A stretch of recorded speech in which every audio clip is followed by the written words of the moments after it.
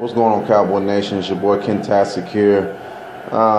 Just got home from the game between the 49ers. Very disappointing game from Romo because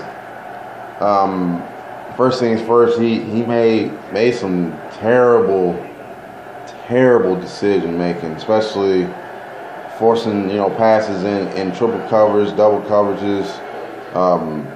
Impossible throws and stuff like that. It was a couple of the interceptions they had, which could have been touchdowns. The first one was the he threw it over to where Dez was at, of course, and it got picked, but he had T. Will open deep, and what happened was it just didn't work in that favor. And then the second one, of course, Harris, he was wide open, but he was forcing it into Jason Witten. I mean, it was just so many, just too many mistakes that he was really making more than anything. I mean, he could have pulled the pass down, especially, or like I said, he could have threw it deep, but he didn't do it. But he did say in the press conference, he said he takes blame for everything that happened in that game. For the most part, I mean, we did give up 28 points in the first half, but they didn't score in the second half. A lot of people say, well, the 49ers let up. Well, to me, it doesn't matter if you let up or not. They didn't score in the second half, period. They didn't score a single point. And all we scored 14 points in the second half. And, to me, that was okay. But, I mean, it's kind of a little too late. But I think the 4 turnovers that we had in the first half was huge. It was very huge.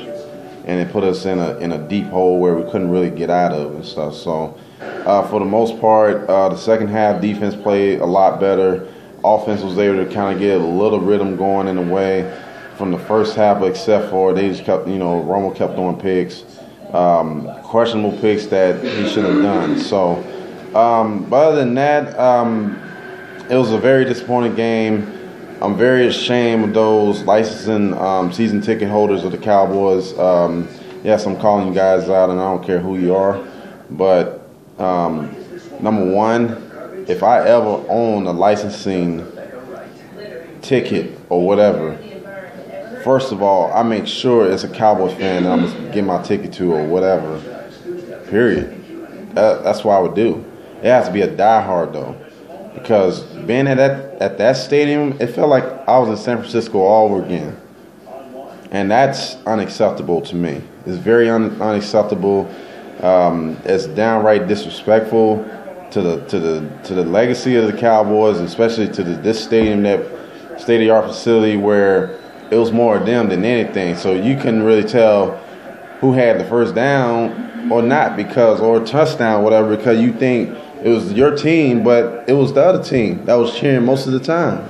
And to me, that just is frustrating to see it and to hear it, and just, I mean, they pretty much just outran our stadium. And to me, it's just, that's unacceptable. It really is. And I'm ashamed, as a Cowboys fan, to have guys like that come to our stadium and just kind of take over. Because we should be there, repping our team. But everybody was too busy outside. Everybody just want to sell their tickets to get an extra $1, whatever. You gotta get diehard, hardcore fans that can make noise and bring noise and unite the nation together. Period. That's all it is to it. Well, next week we play Tennessee Titans up in Nashville. Of course, they just beat Kansas City earlier today. For the most part, I don't know what's going to happen with this team going forward, but I just know one thing. It's going to be a grind. So I got. Y'all stay blessed out there. And to those that's actually traveling back to their, to where they from, enjoyed y'all being here.